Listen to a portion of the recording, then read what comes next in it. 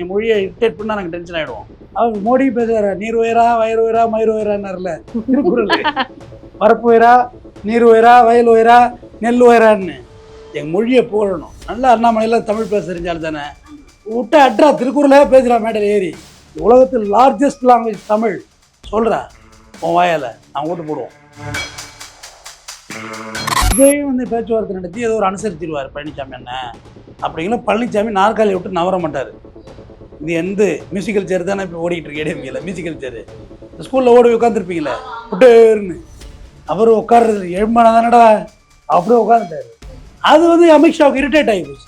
உனக்கு என்ன வேலை கொடுத்த உனக்கு அசைன்மெண்ட்டு, நீ அந்த ஆள்கிட்ட காம்ப்ரமைஸ் பேசாமல் என்ன பண்ணிட்டு இருக்க?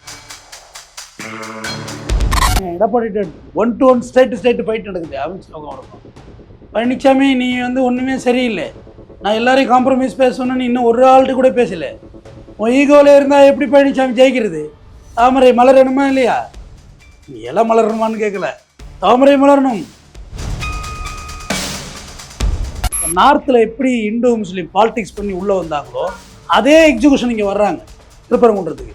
அது எங்கே எடுபடாது. அது அவங்க அண்ணன் தம்பிங்களா பழகிட்டு இருக்காங்க சார். இப்போ இங்கே தீபாவளி போலாரும் அவங்களுக்கு போயிட்டு தாண்டா நாங்கள் போன போட்டு ரம்ஜானை இங்கே ஒழிஞ்சிக்கிட்டு இருக்க பிரியாணி மாமா வீட்டில் கொடுத்துட்ட மாமா அப்படிமா. இப்படி இருக்கிற இந்த கண்ட்ரிக்குள்ள உங்கள் அரசியல் ஈடுபடாது. எங்கள் நாட்டுக்குள்ள நாங்கள் விஜய் எடப்பாடி என்ன நாங்களாம் அண்ணன் தம்பி சித்தப்பக்க பெரியப்பக்க அடிச்சுக்கிறோம், நாங்கள் பார்த்துக்குறோம். நீ ஒன்றும் எங்களை மத்தசம் பண்ண வெளியே யாரும் வரக்கூடாது. யார் இங்கே இருந்தாலும் நீ எங்கோடி பிறக்கிறது எவன் கோடிடா பிறகு நீ எல்லாம் வந்து நாட்டாக பண்ணாத, நாங்கள் பார்த்துக்குறோம். அப்படியே விஜய் என்ன இப்போ சின்ன பிள்ளை பார்த்துருக்குறோம்.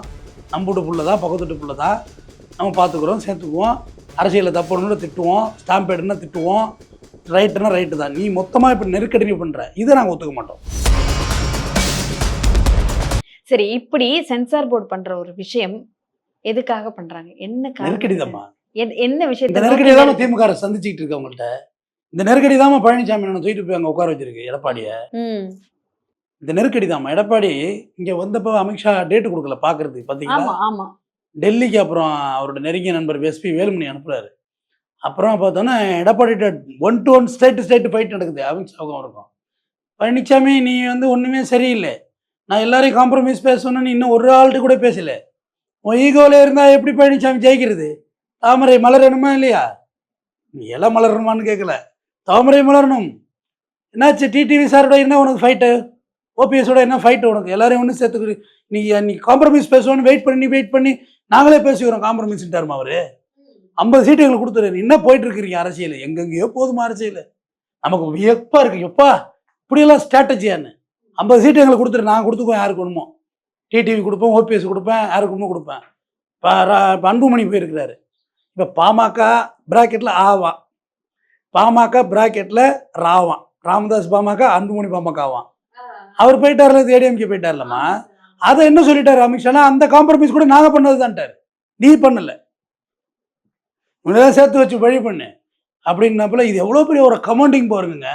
ஜெயலலிதா இருந்த இடங்க அந்த இடம். அப்படிப்பட்ட கட்சி அவர் சொல்கிறது ஆடுறாங்க. கடைசி அவர் வாய் போடுங்க, நான் மூத்த தலைவர்கிட்ட பேசிட்டு சொல்கிறேன்ட்டு வந்திருக்காரு பழனிசாமி. இதுதான் யதார்த்தம். மிரட்டுறாங்க. இத்தனை வருஷம் இருந்த ஜெயலலிதா எம்ஜிஆர் இருந்த கட்சியே இப்படி பாடாத படுத்துறாங்கன்னா நீங்க யாருமா? பாவம்மா. சார், மக்களுக்கு ஒரு விஷயம் வந்து தெளிவா சொல்லுங்க சார். உங்க வாயில இருந்து அது தெளிவா போகட்டும்.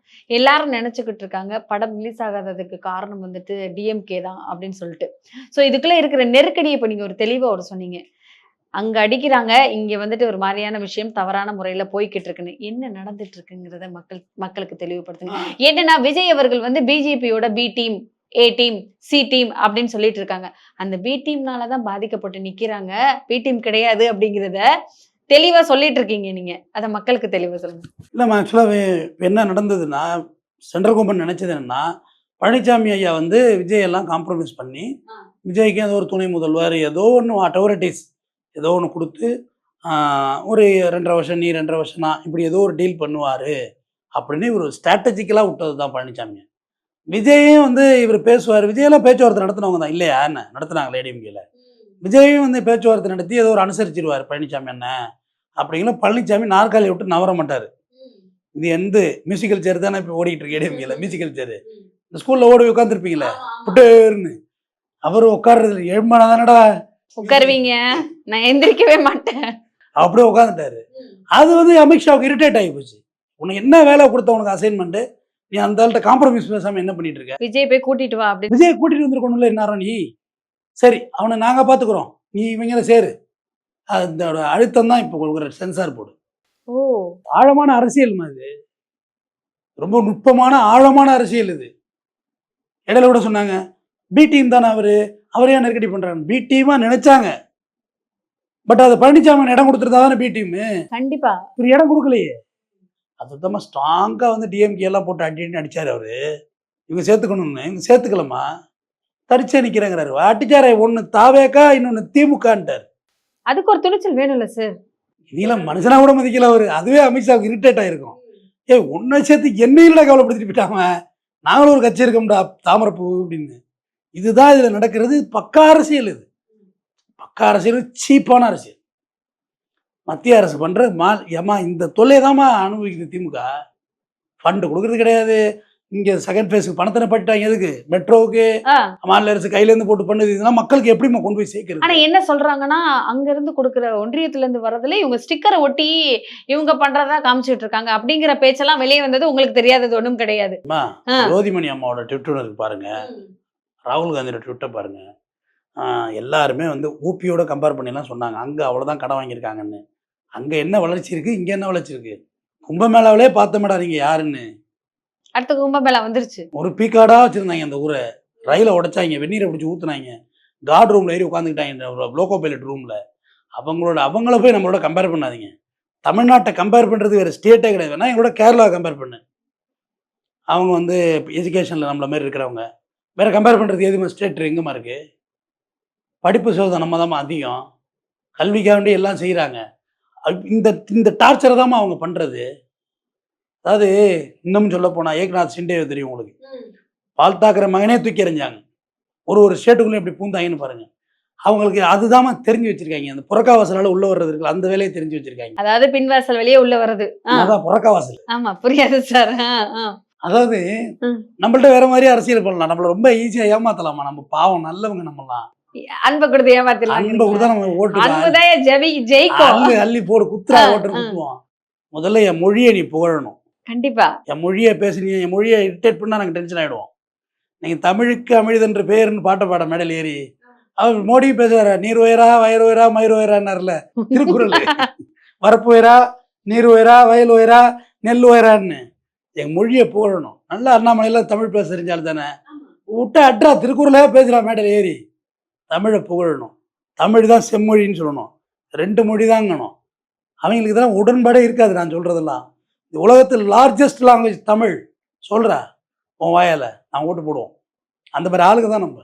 எங்கள் மொழியை நீ டச் பண்ணக்கூடாது, எங்களோட ட்ரெடிஷ்னல் நீ வரக்கூடாது, எங்களோட கல்ச்சர் அதை நீ டச் பண்ணக்கூடாது. இவங்க என்ன நினச்சிட்டாங்க, இந்த நார்த்தில் எப்படி இண்டோ முஸ்லீம் பாலிடிக்ஸ் பண்ணி உள்ளே வந்தாங்களோ அதே எக்ஸிகூஷன் இங்கே வர்றாங்க திருப்பரங்குன்றத்துக்கு.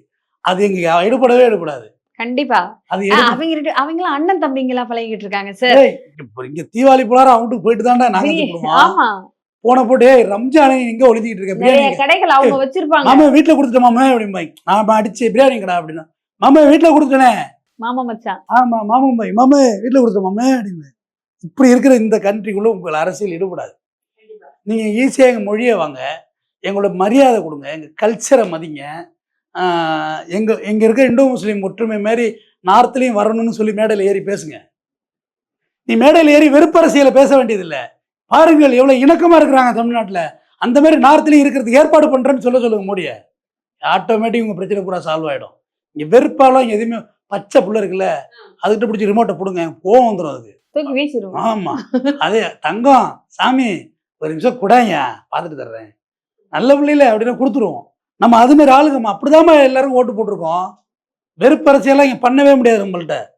ஆக கண்டிப்பா திருப்பியும் 2026 டிஎம்கேக்கு தான் மக்கள் எல்லாரும் ஓட்டு போடுவாங்கிறத தெளிவா சொல்லிட்டீங்க. மக்கள் தீர்ப்பு மகேசன் தீர்ப்பு. கண்டிப்பா 2026 ஓட்டு போட்டு முதலமைச்சர் ஸ்டாலின் வர்றாரு. தமிழ்நாட்டு முதலமைச்சர் ஸ்டாலின் பேசுவேன். 2026 நாச்சியார் முதலமைச்சர், நாச்சியார் தமிழ்நாட்டு முதலமைச்சர் பேச போறேன். என்ன எதுக்கு சார் கோர்த்து விடுறீங்க? என்னமா அரசியல் ஜனநாயகம்ங்கிறது அதுதானமா. கண்டிப்பா சார் கண்டிப்பா. செருப்பு தைச்ச ஒரு மகன் ஆப்ரஹாம் லிங்கன் ஆகுறாருமா அமெரிக்கால. ரயில்வே ஸ்டேஷன்ல டீ வித்த ஒரு பிரதமர் ஆகுறாருமா. டீ கடை வச்சிருந்த பன்னீர்செல்வம் முதலமைச்சர் ஆகுறாருமா, எல்லாமே இங்க பாசிபிள் தான். அதான் ஜனநாயகம். இந்த ஒத்த விரலுக்கு இருக்க மரியாதை இருக்கு பத்தியா, அதுவும் இல்லைன்னா நம்மள எல்லாம் கொண்டிருப்பாங்க. ஓட்டுக்காக தான் விட்டு ஓட்டு வச்சிருக்காங்க. இருக்கு உங்கள்ட்ட, அதுக்கு செம ரெஸ்பான்ஸ்மா. கடைசி தெருவுல போய் ஒழுங்கா ஒர்க் பண்ணிருக்க மாட்டான் ஒரு கிளை செயலாளர். ஒரு 115 ஓட்டு அடி விழுந்திருக்கும் தேர்தலில் தோத்துணும். கண்டிப்பா சார். அது நீ எலெக்ஷன் ரொம்ப சூப்பரா இருக்கும். அரசியல் வந்து ரொம்ப அழகா இருக்கும். வார்டு வயசு பார்த்து அடுத்து தெரு வயசு பார்ப்போம். எவன் ஓட்டு போடலன்னு அவன்கிட்ட கேட்டுருவான், நீ ஓட்டு போடலடா அப்படின்னு சொல்லுவான். கண்டுபிடிச்சிருவாங்க சார். நான் உங்க வீட்ல இருந்து நானே ஓட்டு வரல. இருக்குமா? அப்போ நீங்களே கண்டுபிடிச்சிருவீங்க. நீ ஓட்டதுக்கு நான் இருக்குன்றவ. ஏன்னா லிஸ்ட் பார்க்கக்குள்ள தெரிஞ்சிடும். ஓட்டர் லிஸ்ட் இந்த பக்கம் வச்சிடணும். வார்டு வயசு எவ்வளவு போலிங் ஆயிருக்குன்னு முதல்ல பார்க்கணும். எவன் ஊருக்கு வரலங்கிறத போலிங் அவுட் பண்ணணும். போலிங் அவுட்னா ஊருக்கு வரல 70% போலிங் ஆகுதுன்னா இவன் வரல இண்டு பண்றான் பேர்ல அந்த வீட்ல இருந்து 2 ஓட்டு வரல, இந்த வீட்ல இருந்து மார்க் பண்ணிட்டு இதுல ஓடி இருக்கு. இப்படியே போயிட்டு இருக்கு. டக்குன்னு யூடியூப் அல்காரிதம் மாதிரி ஏறும், சர்ன்னு ஏறும். அந்த தெருவே நம்ம ஓட்டு போட்டிருக்கோம். அடுத்ததுல கலக்க புழக்க விழுந்திருக்கும். அதுல கண்டுபிடிச்சிடலாம். நான் மந்திரம் பண்ற மாதிரி சொல்றேன், நீ இதுக்கு தானே போட்ட எப்படியா அப்படின்னு, இந்த இருக்குப்பா லிஸ்ட் அப்படின்னு சொல்லி. ஸோ மக்கள் ஓட்டு வாக்களிச்சா ஜெயிக்க போறோம். வாக்கு ரொம்ப பலமானது. எலெக்ஷன் ரொம்ப தீவிரமானது. தீவிர அரசியல் தான் இங்கே ஜெயிக்கும். டைம் பாஸ் பார்ட் டைம் அரசியல்லாம் இங்கே பண்ண முடியாது. நான் திமுகவுக்கு எதுக்கு இப்படி சொல்றேன்னா, திமுகவுடைய சுவாசமே அரசியல் தான். உள்ள இழுத்த காற்று அரசியல் தான், வெளியே விடுற காற்று சின்ன விட்டாலும் அரசியல் தான். அது இல்லாம ஜெயிக்கவே முடியாது. திமுக பேர் கிளை செயலர்கிட்ட போய் பேசி பாருங்க, என்னோட சிறப்பா பேசுவாங்க. அதான் நாங்க பெரிய கடல், அதுல வெறும் ஒரு சொட்டு தண்ணீர், நீங்க தெரியாம போயிருவீங்க அப்படிங்கறது தெளிவா அவ்வளவு சொல்றீங்க. அரசியல். இவங்க பார்ட் டைம் அரசியல் பேசுறாங்கம்மா. பார்ட் டைம்லாம் அரசியல் பண்ண முடியாது. நான் நேற்று கூட ஒரு எனக்கு தெரிஞ்ச ஒரு யூடியூப் சேனல் ரன் பண்ணணும்னு ஒருத்தன் வந்தான். நான் ஒரு இடத்துல ஒர்க் பண்ணிட்டு இருக்கேன், பார்ட் டைமாக பண்ண தம்பி. பார்ட் டைமாக பண்ணுறதுக்கெல்லாம் இங்கே வேலை கிடையாது. எல்லாமே முழு மனதோடு செய்யணும். அரசியல் முழு மனதோடு செய்யணும். 24 மணி நேரம் அரசியல் பண்ணி தான் ஆகணும். காலைல 4 மணிக்கு எழுந்தா நைட்டு ஒரு 2 மணி படுக்கிற வரைக்கும் அரசியல் தான், வேற எதுவும் இல்லை. கூட உட்காந்து ஜால்ரா கொட்டுறவனை வச்சுட்டு கொட்டினீங்கன்னா பாலிடிக்ஸ் பண்ண முடியாது. இடிப்பார இல்லா ஏமாற மன்னன் கெடுப்பார இல்லாத கெடும் வள்ளுவன். கண்டிப்பா சார். உனக்கு கெடுக்கவே வேணாம்டா, போதும்டா, கெட்டு போட நீன்னு. அதனால விஜய் அவர்கள் வந்து இந்த படம் விரைவில் வெற்றி பெறணும், வெளியில் வரணும். தொடர்ந்து எங்கள் நாட்டுக்குள்ளே நாங்கள் விஜய், எடப்பாடி அண்ணன், நாங்களாம் அண்ணன் தம்பி சித்தமுக பெரியமுக அடிச்சுக்கிறோம், நாங்கள் பார்த்துக்குறோம். நீ ஒன்றும் எங்களை மத்த சம்பந்தம் வெளியே இருந்து யாரும் வரக்கூடாது. யார் இங்கே இருந்தெல்லாம் நீ எங்கோடி பிறக்கிறது எவன் கொடிடா பிறகுன்னு நீ எல்லாம் வந்து நாட்டம் பண்ணாத, நாங்கள் பார்த்துக்குறோம். அவரே விஜய் என்ன இப்போ சின்ன பிள்ளை பார்த்துருக்குறோம். நம்ம வீட்டு பிள்ளை தான், பக்கத்து வீட்டு பிள்ளை தான், நம்ம பார்த்துக்குறோம், சேர்த்துக்குவோம். அரசியலில் தப்புன்னு திட்டுவோம், ஸ்டாம்ப் எடுன்னா திட்டுவோம், ரைட்டுனா ரைட்டு தான். நீ மொத்தமா இப்ப நெருக்கடி பண்ற, இதை நாங்க ஒத்துக்க மாட்டோம். ஓகே, தமிழ்நாட்டு இது வந்து வார்னிங் பண்ற. நீ யார இண்டஸ்ட்ரியை, தமிழ் இண்டஸ்ட்ரியை வார்னிங் பண்ற. கண்டிப்பா சார், கண்டிப்பா. என்ன வார்னிங்னா, இப்படி எல்லாம் பண்ண தெரியும் எங்களுக்குன்னு. எதுக்கு சென்சார் போர்டு தணிக்கக்கூடிய, எதுக்கு என்ன தணிக்கை போட்டு தணிக்குது? அப்புறம் ஏஐ போட்டு விட்டுற வேண்டியதானே. ஏஐ பார்த்து சொல்ல போகுது. 15 நாள் எடுத்துக்கிறானுங்க ஒரு படத்தை பாக்குறதுக்கு. 2000-3000 படம் கிடக்குமா அப்படி ரிலீஸ் பண்ண முடியாம? பாவம். காக்கா முட்டையெல்லாம் தனுஷ் பார்க்காம எப்படிமா ரிலீஸ் ஆகும் அந்த படம்? எப்படிப்பட்ட படம் காக்கா முட்டை? இவங்க ஏதோ கண்ணில் போட்டு காமிக்கல பார்த்து டக்குன்னு ரிலீஸ் பண்ணாரு, ஓஹோன்னு ஓடிச்சு. அந்த நடிகை பெரிய நடிகாயிட்டு, கற்பழகி. நல்லா அழகாக இருக்கும். இந்தியா கிச்சன் ஒரு படம் நடிச்சிருக்கு, சூப்பராக இருக்கும். ஸோ இவங்க வந்து ஆளுநர் மாரிமா வச்சுக்கிட்டு சென்சார் போர்டு வச்சுட்டு மிரட்டுறது. ஆளுநர் எதுக்கு நமக்கு? அவர் என்ன பண்ண போறாரு? ஒன்றுமே ரோலே கிடையாது. அவ்வளோ பெரிய இடமா அங்கே அவருக்கு ஆளுநர் மாளிகை, அதுக்கும் கிடக்கு பல்லாயிரம் கோடிக்கு. காடு மானு எல்லாம் வச்சுக்கிட்டு இருக்கிறாங்க. இதெல்லாம் நம்ம டைட் பண்ணுறது தானே இதெல்லாம். அதனால் இது வந்து இதுவும் பிஜேபிக்கு பேக் ஃபயர் தான் ஆச்சு. மிரட்டுறது உருட்டுறதுலாம் மறுபடியும் ஆரம்பிச்சிட்டாங்கன்னு. ஆனால் விஜய் இதில் சில விஷயம் புரிஞ்சுக்கணும். ஓ இப்படியெல்லாம் இறங்குவாங்களா அரசியல்னு? அரசியல் இப்படி இல்லாமல் இறங்குவாங்கம்மா. கண்டிப்பாக சார். வாழ்வா சாவான்னு உள்ள பிரச்சனை அது. இன்னும் மோசடியாகவும் உங்களை ட்ரீட் பண்ணுவாங்க. தொடர்ந்து பேசுவோம். நன்றி சார், நன்றி.